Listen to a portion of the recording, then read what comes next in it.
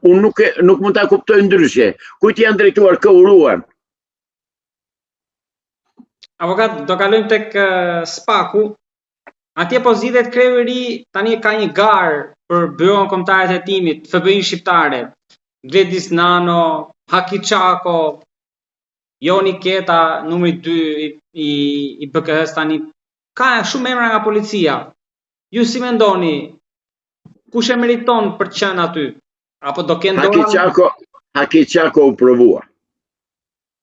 Nuk bëhet, ta them unë. Nuk e di atë tjetrin, nëse ka ndonjë figurë. Ky Nano si duket? Pikërisht atë do vazhdo të them.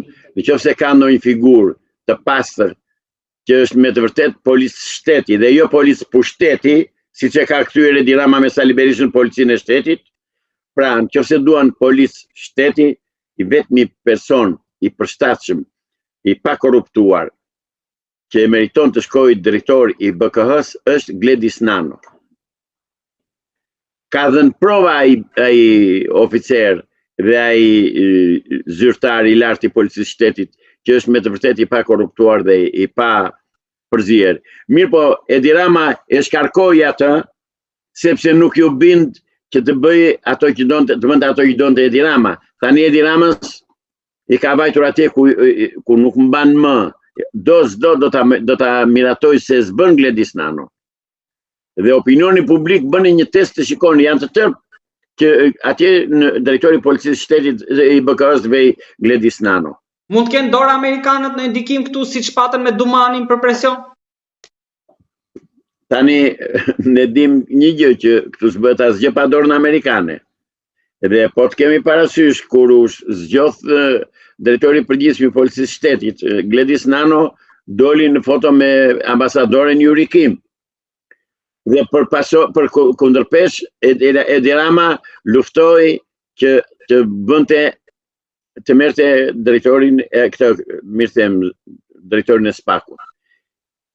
Amerika zotri i fut duar gjithandej dhe ka të drejtë dhe s'kemi që themi sepse është i vetmi aleat që kemi, i vetmi shtet tek i cili kemi besim, kemi shpresë. Kemi shpresë. Po e them prapë, shpresë. Jo dhe aq besim sa shpresë. Se çdo bëjmë, nuk e di. I drejtojmë prap ambasadës amerikane, prap departamentit shtetit, prap presidentit të Shteteve të Bashkuara të Amerikës. E di që ja çojnë fjalët tona. Le që duken kështu sikur si vënë re.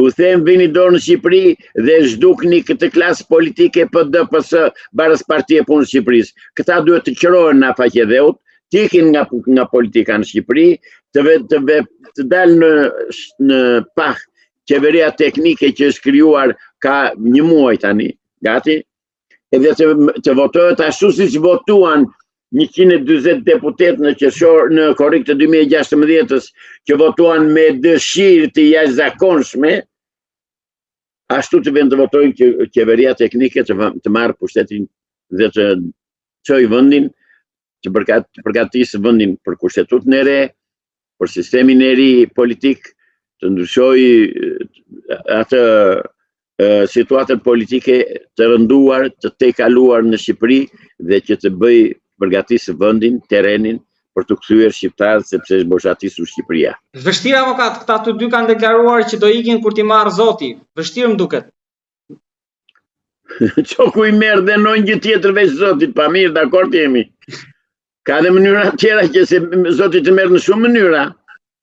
Të merr me një filxhan kafe, të merr Zoti, i di vetaj si të merr. Ose mund t'i marrë Dumani, sepse apo nuk keni besim se edhe 5